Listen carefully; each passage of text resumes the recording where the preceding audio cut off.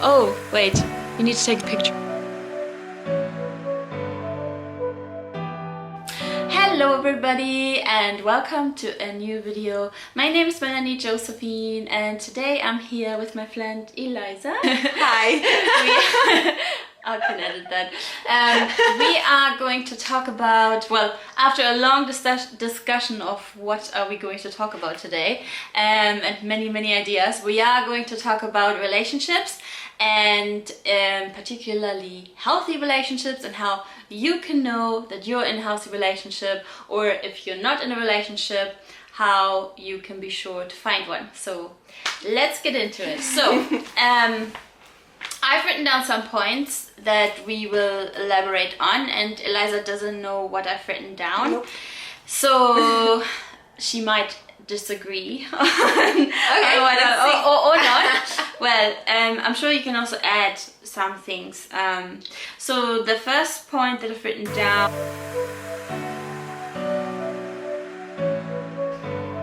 Yes. 100%. We actually just talked about it. Yeah. Yeah. 1000% for sure. To be honest, I've been in relationships before where I didn't trust my partner. However, I still didn't want to leave him. But if you're very true to yourself and you would like to have like a long-term relationship that is going somewhere, then you do need to admit to yourself one day, just like I had to, that if you don't trust your partner, then it really ultimately isn't going anywhere. Yeah, definitely. I also feel like you will kind of,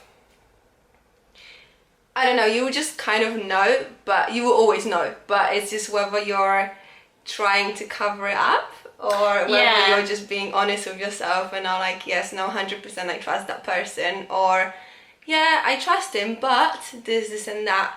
And as we were saying, like, it makes such a huge difference, and you kind of know straight away, right, whether you can trust the person or not. Like in my case, like, I don't know, like, to be honest, I never, touch wood, had the occasion where I was like, oh, I don't think I trust him, but I saw that with my friends, and it was just very kind of, yeah. So you haven't actually been in a relationship where you felt like, oh, I can't trust my boyfriend? No, like, to be fair, I'm just thinking of one main relationship, because I've been with my boyfriend for quite a long time now, but I was in like very short relationships before that, and yeah, those ones I guess were not 100%. Yeah. But I didn't even think of them actually, because it was just such a small little tiny chunk of my love life.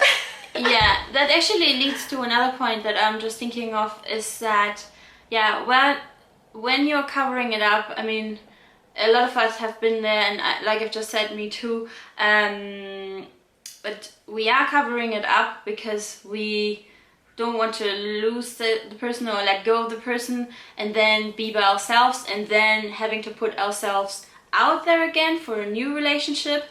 But ultimately it is really the best thing you can do, because the longer you're staying in a relationship where you don't trust the person, or probably other things will be wrong as well if you don't trust the person, then it's not gonna get better, it's probably gonna get worse. And so the more you kind of cover it up as well, like hoping that it's gonna get better, I feel like it's just gonna it's not gonna make, I mean, unless it's something you can address. That comes actually to the next point, communication. So, are you okay? Yeah. I would say that, you are in a healthy relationship when you have really good communication. That being said, I know that we all every now and then struggle with that, and especially with topics that are hard to address. So this doesn't mean that you're not a good person or your partner's not a good person if they're not perfectly communicating from day one. But it is something that you should work on together, and when your partner approaches you or you approach your partner, then the person should receives that message in a positive way, rather than bring you down or laugh at you or shame you or any of these things. Yeah, 100%. I think that has been a huge factor in my relationship, because we are always very honest, and whenever there is a little bit of an issue or anything like that, we will always kind of just address it straight away. Especially me, like my boyfriend, he's very kind of easygoing, whereas me, I'd like to know that things are okay, or I want to know where I stand exactly, or if there is an issue, I just literally cannot pretend like nothing's wrong. Like I have to talk about it straight away. Yeah. So I That's think a good thing, though. Yeah, I think it is in the end, because it really does open this door for you. And even if one person isn't fully comfortable with speaking about certain things, like you will, if you keep if you say to the person, you know, like I need to talk about things because otherwise I can't function, like I don't know where I'm standing. Yeah. And the other person will get used to it, they will understand. And you know, like of course it might be a little bit tricky for both sides at first, but I think that is definitely like communication is just number one. I wanted to ask you, was it always easy for you to bring things up and address it? Because it certainly wasn't for me. It really took me some time to open up and be able to do so. Well, years ago, it was a little bit more tricky, because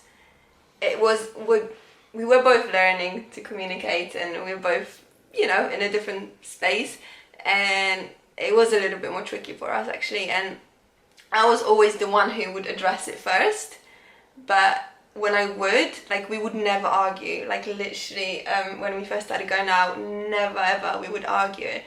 And when I would address things, and it would kind of create tension, and when it would create tension, we were just so confused, you know, like, whoa, this is crazy, like what does it mean? And we would both kind of build it up in our heads, almost like acting like we're about to break up, even though that wasn't even like the case, or like, and we wouldn't break up or anything, but the way we would act, just talking about things, would almost be like, you know, is this it kind of thing, because there's just this tiny little issue that we addressed.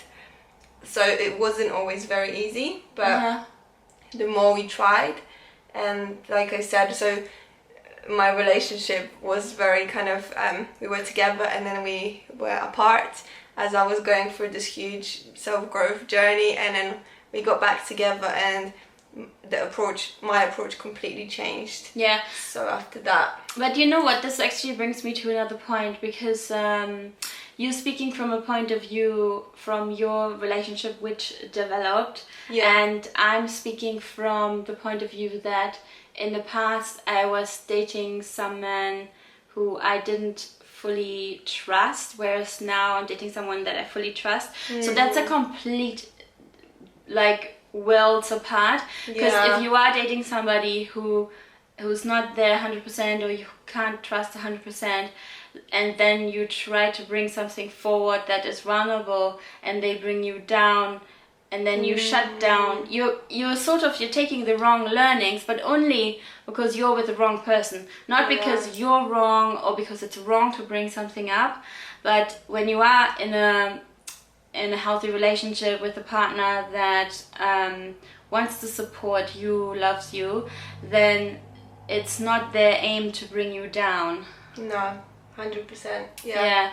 I think it's very, very important to mention, because sometimes I hear the question very often, especially like when somebody goes through a breakup and they're going through a tough time, and then very often people say, how can I ever trust somebody again?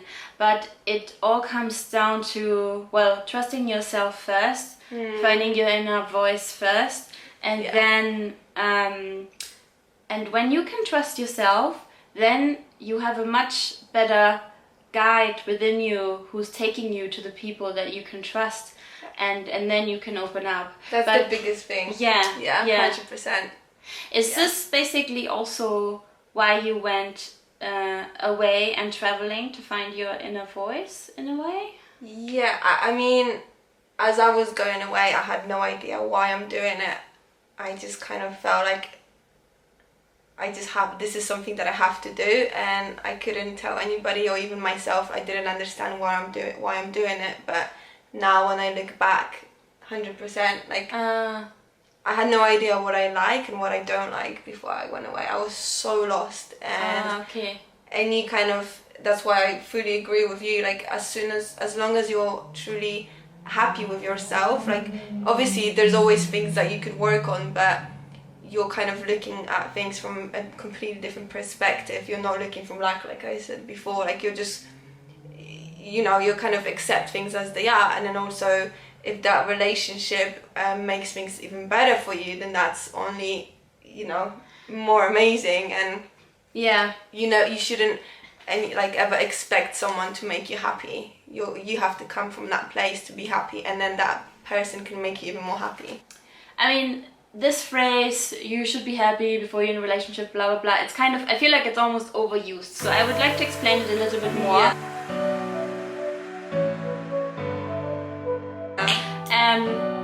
Because we were just talking about how I've realized that in the past, in some of my relationships, I would focus so much on my partner and not on the other parts of my life, that I guess I really wanted this person to make me happy and to spend the most time with them, and if they said they don't have time for me, then I would just be so upset.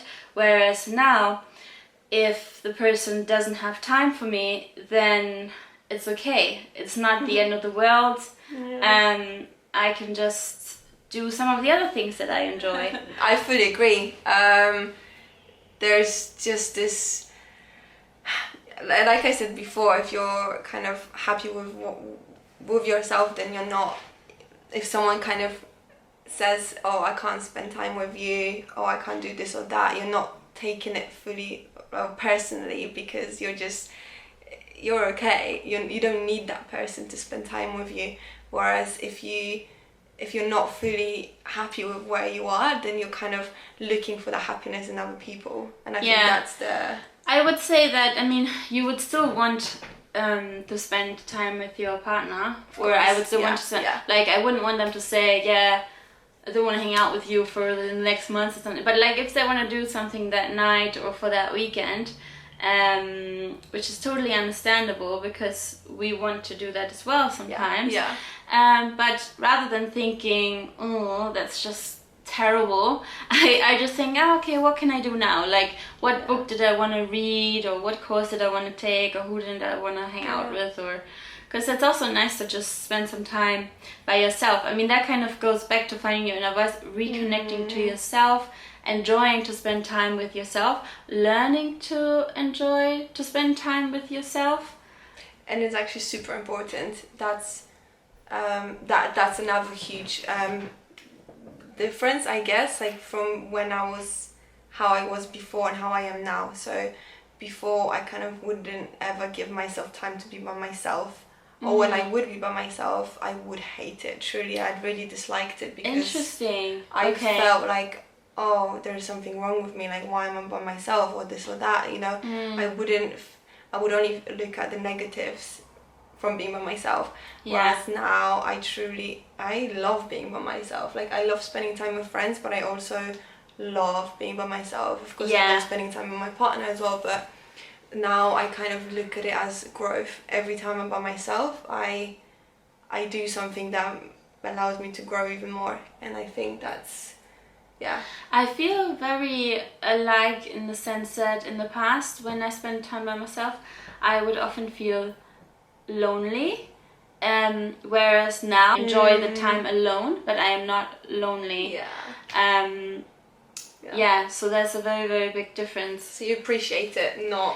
It's, I mean, now, I mean, we are living in London, and there's always so much going on and so many people, and when you have a chance to just have a little bit of time by yourself, you should really appreciate it and really enjoy it, just relax. And actually now I'm at a point where if I don't have that time for myself, I go a bit not crazy, but I need it. Like, I need that space for myself, even if it's just taking a bath and just, you know, just kind of being in my own space without any distractions, it really allows me to kind of, you know, ground myself and get back to me and listening to what I want, not kind of having all these distractions, because we have so many distractions every single day, every single minute. I just wanted to bring up what I've just heard in a podcast, and it wouldn't have made sense to me in the past, but it makes total sense to me now. So I just listened to the Lewis House podcast with Dr. Joe on it, and he said that he doesn't work on relationships. And if I'd had this sentence in the past, I would have been like, oh man, that's bad, that's mean. And now but the way he explained it is that either there's a vibrational match or there's not. I'm not going to work on it. And I completely agree to the degree that, like, I think that you should work issues out together, like any issues that are arising, but coming together, there should be a vibrational match. You shouldn't have to work extremely hard, which is what I had to do, or maybe not had, but what I did in the past. And if you have to work this hard, it is already not working. So I completely agree. You must come together as a whole and as a vibrational match, and then you won't have so many things that you need to work out. I mean, yeah, you need, if you feel like there's always something that's wrong and there's always something that you need to fix, and I don't know, like, I mean, arguments, they only will allow you to grow more in your relationship. Like, I do believe that, but like only just small arguments, you know, not like anything crazy. Like, I don't know, like I just really feel like communication, like anything that you disagree on, it opens another door to creating even better, more meaningful relationships. So you will always open up issues that are a little bit deeper and deeper and deeper, and the deeper you go, the more amazing your relationship will be if you manage to go sort these issues out. And by issues, I don't mean there will be huge disagreements. It's just something, of course, like, you're two different people, so of course you're going to disagree on certain things or have different opinions, but as long as you understand that you both have different opinions, but you also, even though you do have different opinions, it still works and it's still good, and you still feel like this is okay, and just allow for that growth instead of pushing.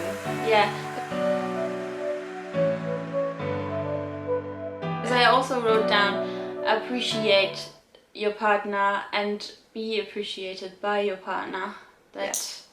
And when you do that, then you don't really mind that they might have another opinion on something. It's not such a big deal, because I think an issue is that a lot of people want to be right all the time, but it's not about always being right.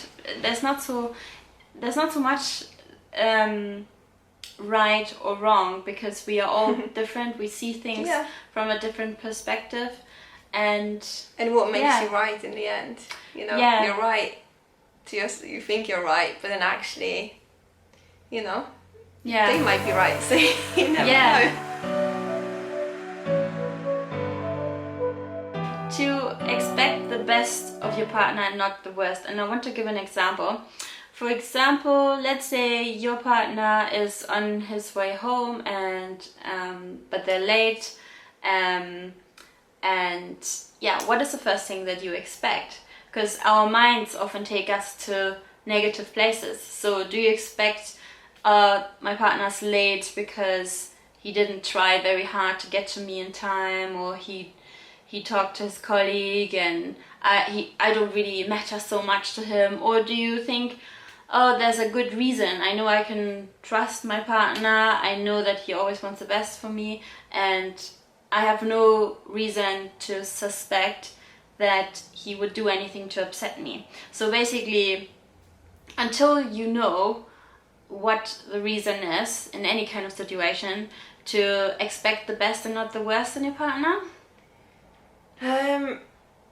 Okay, so the first bit that you said, so when something doesn't go right, when there's something that you didn't expect, and that happens, So this is something that I'm working through still in a way, because it links to expectations, and that's what I've learned recently, like on my Bali trip.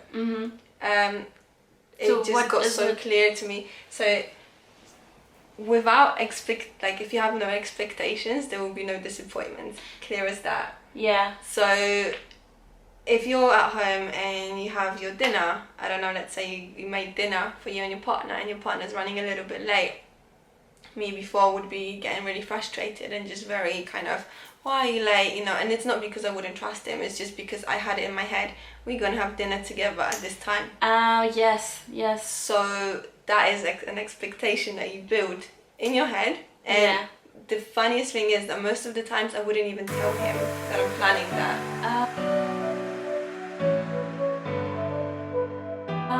Because so often we actually expect our partners to know exactly what we think. Yeah, so it goes back to communication, really. Yeah. And it's not that, usually he wouldn't even know, or he wouldn't even think it's a big deal, or he wouldn't, there is generally something that holds him back, but I would never kind of question him as in, what else did you do? It's just I would get frustrated because, I thought we were going to do this at this time, or I thought we were going to do this.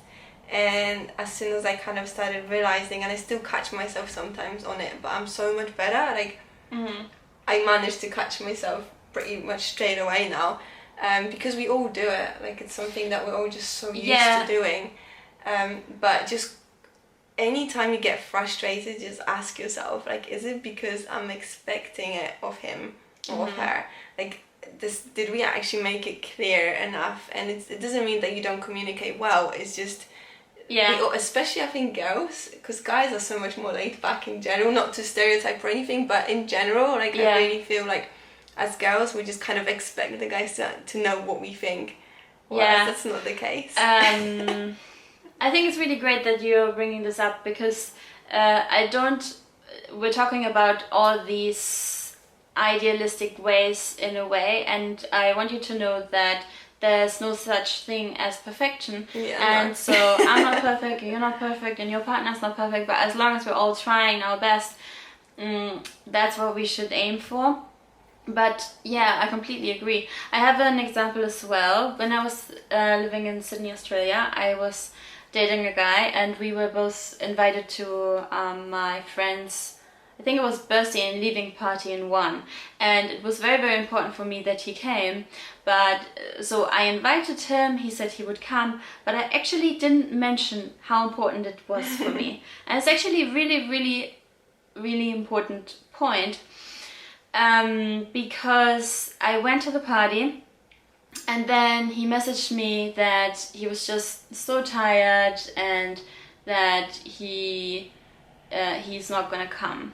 And I think that if he had actually known how important it was for me, then he would have come. But because he thought it was just any sort of party, and we would attend lots of parties, it didn't really matter so much to him. But I think I didn't even tell him afterwards. That's because my communication in the past wasn't very good. But just to show that there's so many depths of communication, and we all always have to work on it. And things don't always go right, because things simply just happen. But in this scenario, when something has already happened, at least I should have actually told him how it made me feel, and how important it was. Again, communication. Yeah. No, 100%. And then the more you kind of address it, the more both of you will kind of know. So my boyfriend, he knows now, even he sometimes says, did you have expectations, or did you build these expectations in your head and you didn't actually tell me about them? Once at first it might seem like, oh no, I don't do this or I don't do that, but actually when we kind of look at our actions, everyday actions, I truly feel like everybody does it in a way. Yeah, we all have expectations for sure. But I guess it's depending on how you work on it. For example, you said you were expecting him to know So how did you change it? I mean, did you now talk about, like, are we going to have dinner at this and this time? Like, be maybe a bit more specific, or what did you do to work it out? Yeah, I think I'm just a bit more straightforward now. So as soon as I have something in my mind, then I will just say it straight away and just feel, I don't know, just throw out there like, oh, so I don't know, I guess when you come back we'll just have dinner straight away, or I'm cooking this tonight so we can have it. And I mean, I'm just giving examples now, but it's just throw it out there. You don't have to make it into this big thing. Yeah. Just kind of mention it, because exactly. I mean, I would never say don't have any expectations. First of all, it's unrealistic, and also it's okay to daydream about what you want or think about what you want, but then share it, because if you keep to yourself, then it may just stay there. And this actually makes me think of another example. A lot of girls have this expectation that a guy has to talk to them first. Well, you might miss out if you never go and talk to anybody. I mean, nobody can force you, but I think that we must move away from all these things that are just creating something in our minds that is not actually helping us to live the most fully life.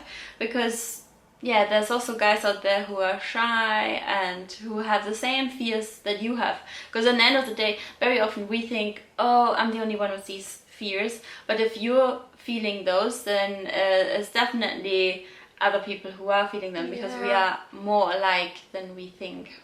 And feel empowered. Like, just because you are a girl doesn't mean that you can't do certain things. I mean, you know, like, just do it. And usually I think that a guy would actually really appreciate it if you do feel like there is something that you can do, or some, I don't know, even if it is just going up to someone. I usually feel like the guys would actually be really happy about it. Yeah. In the beginning of the year, I did an acting class, and we had this conversation, and I asked the guys in my class what they think of that, and they said it would be great, because then they know this girl is interested in them. Otherwise, they just don't know, they have the same fears. But that being said, that doesn't mean that when you make the first steps that then you take all the steps. But if you make the first step, then you open the door, you give him an invitation, and then if he's interested, then he can follow up. But very often this very first step is the most difficult for girls and guys.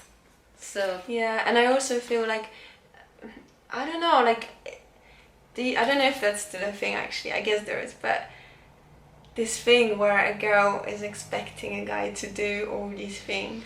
You know? So, because he's not texting me first, that means he's not interested.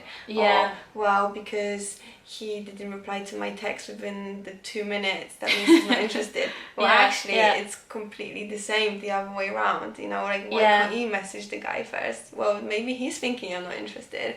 And it's just, I don't know, just feel like you're, you know, you can do this, you're cool enough to do that, like, you're strong. Yeah, I would also say, if you are looking for a more serious relationship, don't play these games, because these really are games. If you're out to play a game, then okay, but in a long-term relationship, that's not really what you should do. And if you start with that weakness of, like, expecting a guy to make the first step in any kind of scenario, then I truly feel like you will kind of stay in that weaker place, because you will push the guy to take those first steps, and then in the end, you mean all the time?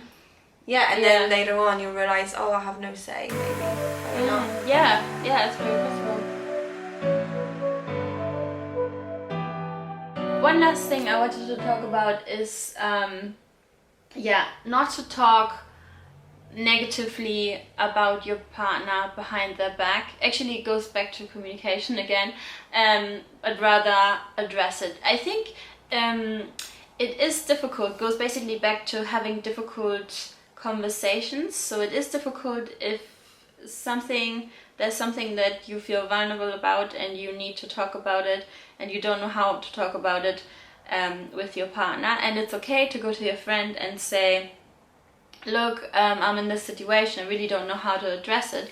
But that's a different conversation than saying, oh, he's done this and this again. And, you know, because it's not going to help. It's just going to create more tension. It's not going to resolve anything. And if you want to have a strong partnership, you need to be in the same boat. Like, just don't go around and talk badly about your partner. Yeah, and you also want to trust that partner, and if you're doing that, then how can you expect him not to do it, kind of thing. Not that they all know, but I think that they know energetically, or they even if they don't know for sure, they know something's up. And just, I don't know, whenever you do get frustrated, and if you are in that space where you just kind of want to, I don't know, do something, I don't know what, just go and sit down by yourself and just breathe. Literally, that's my best. Or go for a walk. Like, everybody, you know, I'm still kind of learning things as well, and like, once I actually know that if I get frustrated, the best thing for me to kind of just calm down is just to go outside and go for a walk. And that is truly what really helps me. And even once I got very kind of frustrated, and it wasn't necessarily because of something that my partner did, it was just a situation in general. And actually in that, I was in a space where I couldn't really think straight because I was so frustrated. And actually my partner said, maybe go for a walk. And it was so interesting because if that would be like 5 years ago, I would not take that well. I would take it very personally. Whereas now I actually was like, do you know what? Like, you're so right. I need to go for a walk. And it's so interesting. I think it just shows how grown up you are in a relationship as well. If you're in a position where you can actually take it and be like, no, actually think about it, and no, that's right. And then just, if you feel, you know, just whether you do it or you don't do it, but just, it really helps me, and it really helped me in that situation as well. And as soon as I went outside, I was just like, whew, I'm glad I did that. I really needed it. And you know, like, there's always situations where you get frustrated. Like you said, it's never like fully perfect. So it's good to know what helps you and talk to your partner about it so they know, and then they can always kind of help you get back to, your true self, you know. So, I think this was actually a really, really lovely conversation. We touched on a lot of points, and I hope that you enjoyed listening to this conversation. And so we've come to the end. If you like this video, give us a thumbs up. Subscribe for more videos like this, and I will see you in the next one. Thank you for having me. Well, thank you for coming on here. Sorry. Bye. Hi again. One more thing to add. If you want to have an amazing love life and you want to transform your love life, I have written this amazing book, Love Life Simplified. It goes through so many things that are related to love life. I wrote it because I've struggled in my love life in the past, and I want to share my experiences, other people's experiences, and what I've learned. All my research went into this book, and if you are struggling, or even if you're not struggling but you don't know how to have an amazing love life, this is the book for you. And then I would also like to mention my other book, Rock Your Au Pair Year. If you want to be an au pair, or you know anybody who wants to be an au pair, this is your guide, and it will definitely help you to have an amazing au pair time. Okay, that's all I want to say. Bye!